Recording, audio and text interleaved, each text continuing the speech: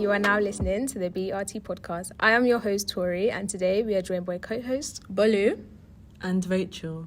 So how's everyone doing today? I'm all right, and you? Yeah, I'm good. Thank you. Are you good, Tori? I'm very good, thank you. Yeah.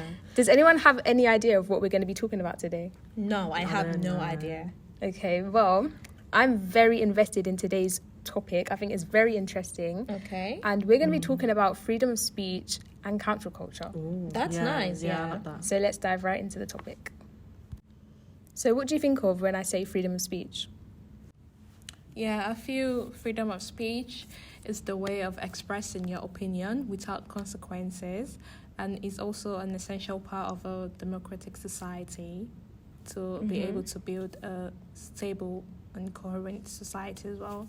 Yeah, so you think that freedom of speech is essential, it's necessary in a society? Yeah. So what do you think we can change in this society about freedom of speech? I think the first step to a truly free world is to stop letting men be in charge of our lives. Yeah, I totally agree. Yeah, in a way, in some way, in every way. No, Because not some way. Every in single every way. single way, because men these- are like, I don't know. They feel normally men are dominant. But Yeah. some men feel like they can just say anything they like at any point without without knowing the gravity of what's being said out there. Yeah, there's a level of entitlement that men have. Oh yeah, and like they always like to say like, oh, women are emotional, but I feel like men are so emotional to a point that they think they can have an opinion whatever they want, and it's like, what's the point? I don't know about you guys, but I do personally feel like there's so many examples, especially like of this year, where people have taken freedom of speech and they have completely just done the most with it. Like, for example, I think of Andrew Tate. Yeah. And That dude. Andrew no, Tate. he is- I don't know. Like, he just does too much. And I personally think, and not even to mention Piers Morgan. Yeah, I Piers also Morgan. want to talk about Kanye West. Him on Kanye social West. media, he's just saying whatever he wants on social media without thinking about the consequences of his wife. It's not and even that he family. doesn't think about it, he just doesn't care. But like a lot of people like to say, oh, he's a woke, he's not a woke, because this man has said stuff about, oh, slavery is a choice when it's not a choice. Like, why would you even say that on social media? I think that's crazy. For a reaction. Yeah, obviously, yeah. So on that note, do you think there should be what did I say again? A limit. A limit. I feel that, I can say that there are no limits to freedom of speech if it is absolute. And that's why the limits of freedom of speech, it actually depends on the social norms. Yeah, and the social norms, and I would say as well the resources that the government needs to be, to be sure of the safety of citizens. Yeah. I feel like if you want to say whatever you want online, be prepared to be cancelled. Yes. Very true. Because regardless of whether you say negative or positive, there's always going to be people out there having problem with what you're saying. So if you are willing to have freedom to speak, be prepared for the negative and positive. Yeah, I definitely Yeah. agree. I think that there is no limit of freedom of speech. However, if it can hurt other people, you should definitely put a cap on it. So you're talking about Kanye West, yeah?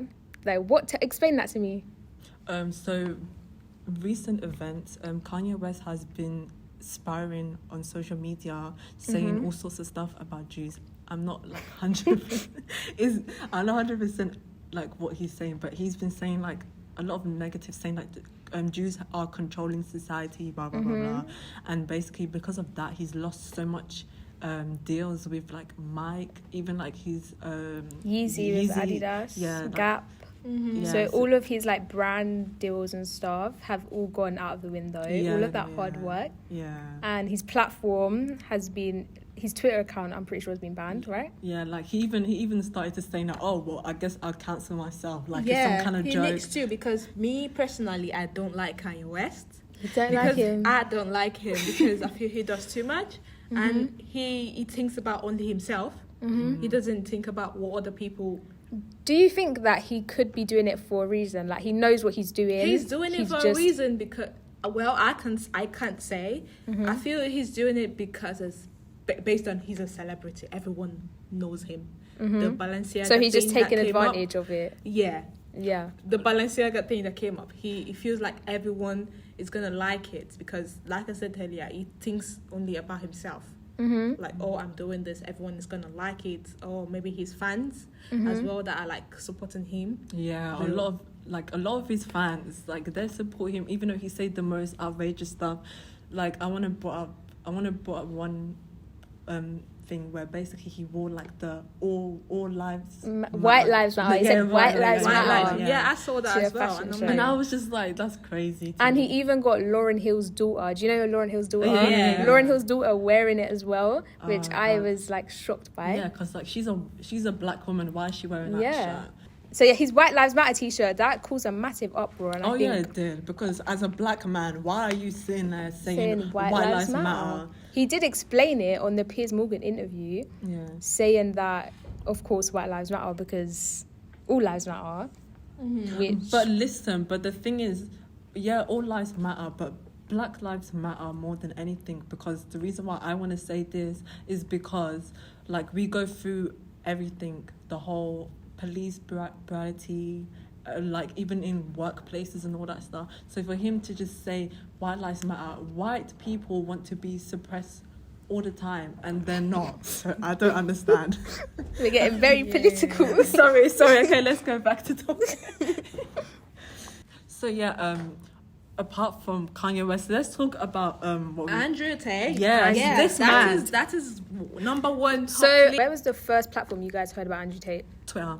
Twitter. I heard Twitter on and YouTube. I saw him on TikTok. Yeah, TikTok. So we all saw him on different places. Yeah. But like this man, like, oh God, I heard that he got cancelled because he was on Big Brother. He got cancelled because basically he was being abusive to this girl. Like To this his man is ex-girlfriend. just There's so out- many allegations against like, him and yeah, not even women. that. And then he also, I also want to bring up one thing that he said, that women who are 18 to 19 years old are I saw that. listen, I've Yeah. basically saying like they're more innocent than 25 years old, and like, how can you even make that statement?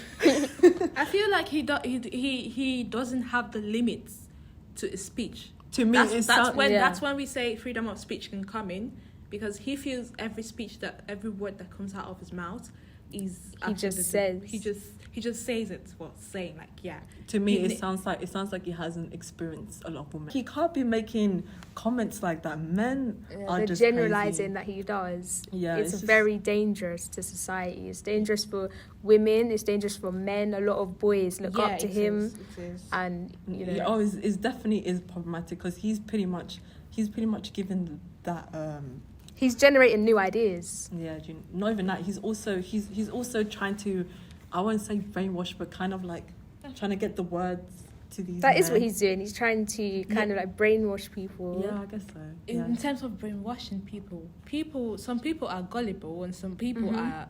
They know the right from the wrong. You know, some people will be like, "Oh yeah, this is a gateway to me expressing my freedom of speech," but it's gonna have the negative side of it because you're hearing from someone else's opinion, Yeah. and that's gonna be it's gonna contradict what you wanna say. Yeah, and I also feel like it kind of brings to misogynist. Misogynist. Yeah, sorry. They're gonna be like, yeah, and that's not even gonna make women have that confidence in backing down. Like, oh, you can't say this to us. Yeah. Most women see him like, oh, Andrew Tate, he has power over them. So it's Yeah. not gonna give them that confidence to speak out. Yeah. Like, oh, this is what I've been through. Just like he said, he was saying from 18 years to how old? You don't. No, he said 18 to 19 18 years to old, 19 are, year olds are less are innocent and less. That's enough to Yeah, shut yeah. down a woman. Like, if she's hearing that and she's like above that age, she's not gonna have that confidence, like, because of what he said. So I would say figure of speech sometimes have the positive and negative. Yeah, of course. yeah. And Say- Andrew Tate is just an extreme example of the negative side of freedom of speech. Yeah. And I think it's cancel positive. culture as well. Do you think It's it was positive. right that he was cancelled? Absolutely. Yeah. Yeah. I think So you Right. agree with cancel culture? to an extent. I feel like sometimes, like, cancel culture, people don't stay cancelled forever. Yeah. Like, a lot of people will say, oh, I'm going to cancel this. And next thing you know, they're still out here, they're buying their merch, buying their music. Exactly. Like, even Yeah. with R. Kelly, like, people are still listening to the music. Exactly. The They're still- music, exactly. yeah. So I feel like cancel culture should be Mhm. served when it's right to be Yeah. served. But not I don't for even too think long. cancel culture is even a real thing. Yeah, I don't think It's it not is. a real thing. Exactly. It's It's just like a way of punishment. Yeah. Where you It's just just a get word. cancelled, Yeah. but It's just just a for word. some time. Because you Yeah. can punish someone for a long period of time. You just have to like cut short of what's been wrong. If people want to cancel that person, they should make sure they stay cancelled. I cannot think of one example of somebody who's been cancelled that has stayed cancelled. Yeah, that's They've what I'm all saying. managed to Yeah, that's exactly to what I get their mean. name and voice across still. Yeah. Andrew Tate, I recently just saw him in a Piers Morgan interview. Piers Morgan was cancelled and he now had his own TV channel. Yeah. That's sad. Yeah. Like, Yeah. I don't know what's his problem with what's it called again, with Meghan. Meghan Markle. I don't even want to Markle. get into that. It's too much. It's too We're gonna much, get yeah. into that in the next episode. So Oh yeah, we will. But that being said, there is many positives about freedom of speech. What do you think? The civil rights movement. If Yeah. that didn't happen, then we wouldn't have had a lot of, like, equality wouldn't have been the same as it is now. As it is today, Yeah, yeah, to I this think day. that movement really changed a lot, and I think it was one of the first examples, or at least one of the most famous examples, of how one person has so much power in their voice to literally change an Yeah. entire nation, more than a nation, Yeah. the world. So I think that, today people shouldn't take advantage of the platforms and the voices that they have. A lot of people think that they're powerless, but with social media, with platforms like Twitter, Facebook, Instagram, they're not just social media, they're platforms to say what you want to say and change the world. And I also feel like because we are in, like, Gen Z, Mm-hmm. a lot of us want to, I don't know, we have a lot of freedom to say what we want Yeah. on social media, and we won't let anything go. Like, if you can say one thing and you'll get, like, obviously cancelled. Cancelled. So, like, Mm-hmm. obviously back then there wasn't a lot of, like, like you say, freedom of speech to Yeah. speak whatever you want. Everyone has And, listening like, ears yeah. back then. Yeah, now. Yeah, everyone was just an But now- audience. People want to be themselves. Like, they want to be like, oh, I said this on my own terms. You said Yeah. that on your own terms. And it's kind of like contradicting. Yeah. Yeah, and that's great. It's great that today we can do that. Many years Yeah. ago, we couldn't even do that. Yeah, we honestly. couldn't. People like us, we didn't have voices. Mm. Only the elite, the most richest people, the famous Yeah, people, class. they're the only people that could ever have a point and say it. Whereas now, the audience that consumes, they can also create. Yeah. I agree with that. I think that today, women are much more free. Free is a key word. They're much more free to just be themselves. I think back in the day, a lot of women, even my mum, like my mum's generation, sometimes my mum looks at the way that I dress and the way that I talk or the way that I sit, and she says, you can't sit like that, da da da da da. And there's people in my family that will be like, oh, you'll never find somebody if you act like this, if you act like that. Oh, and I just think, like, And then- that's kind of how our culture has changed. Do you think social media is a reason for that change? Or do you think Yeah. it's just like natural? In extent it is, because I feel like with social media, like, a lot of females are Mm-hmm. not tolerating a lot of things, and they're being outspoken. And that's being presented on social media. So like there's examples of like celebrities who are against male gaze and they do their own thing, and then people watch that and they are influenced. yeah, I feel like that. Yeah. Could be- I agree. So I would describe you, Rachel, and Bolu as well, actually. I would describe you both as feminists. So I think I'm a feminist as well. But what has made you a feminist? Like, is there a particular person that you looked up to growing up, or a song, or your parents? Like, what has made you feminist? Well, like, I'll say is mostly like Beyonce. Beyonce. Okay, so I was just wondering, do you think freedom of speech will change in the future? I think that the future is very unpredictable. I think if you would have said to people 30 years ago that in 30 years social media would exist where anyone can have access, anyone can speak, anyone can have an opinion, I think people would have laughed. And so I think, who knows, like in 10 years from now, I reckon freedom of speech, it can go one way or the other. I feel like that as well, because Yeah. we honestly don't know what can happen, because even though we talked about the pros and cons about freedom of speech, we're not sure the direction it can go to, because a lot of people even though they say we have freedom to do certain things, we're still fighting for the freedom. I want to say like social media isn't all the way like freedom where you can express yourself, because you can say certain things and it'll get deleted because a lot of people are bumhurt about it.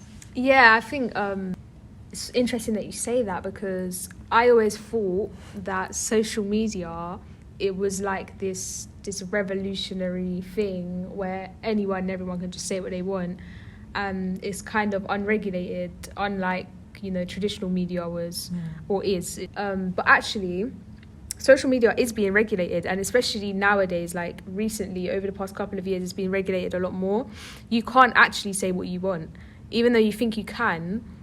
So many times I've seen people being hushed online. I saw a girl talking about her country, Kurdistan, and there's like a war going on and the media isn't reporting on it, and her TikTok account got banned several times, and they're trying to block her voice. So obviously it's not as free as we think it is. What do you think about bringing like politics onto social media? Like, do you think that's a good thing? Like, especially like TikTok. Like, TikTok is an app made for kids, like dancing. Do you think that it should be? Do you think it's a place? It should. I don't know. I feel like in a way, I don't know. I just don't feel like. I don't feel like TikTok is a good place because I think it's the first place that people run to talk about, to be free. Yeah, I know, but I just feel like I don't know. I just feel like because it's a TikTok is a dancing app. I just feel like it should just stay that way, and they should use other platforms like Twitter, where lots of people express more.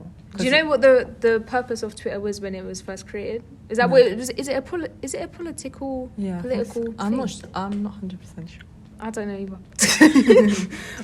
Thank you guys for listening. It has been a pleasure having this conversation with you guys. I've really enjoyed talking about freedom of speech and cancel culture. What about you? Have you enjoyed it? Yeah, I enjoyed it. Was it interesting? Yeah, we touched on some very we wish we could go into greater detail and discuss more, but we're on a time limit. So maybe next episode you can catch us more on where we talk more depth, of course.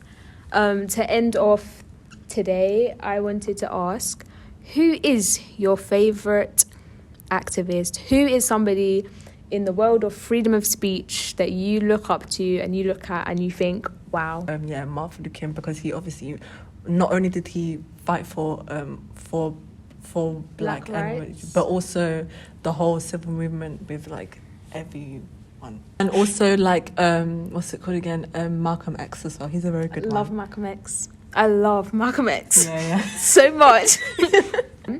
I think he's actually part of the reason why protests are the way they are today. Yeah. Like, he protests very, very differently to Martin Luther King. But there's no right or wrong. They're both great people. They're both influential. For me, I would say somebody that I look at as truly, truly inspirational is kind of controversial, I think. But I think is Prince Harry. Yeah. I watched his documentary recently, and I just thought to myself, do you know what? Considering he is everything that we kind of as bad, because he's a rich white man, literally. But he's touched on so many topics, and I think that's such an understanding thing to do when you're not a lot of the things that he talks about.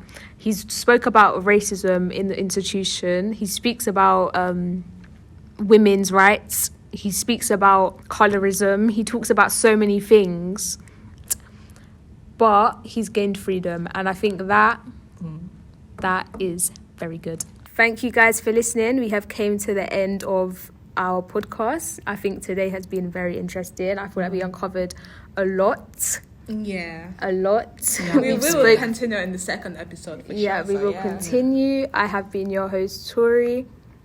And Bolu. And Rachel. And we'll see you next time.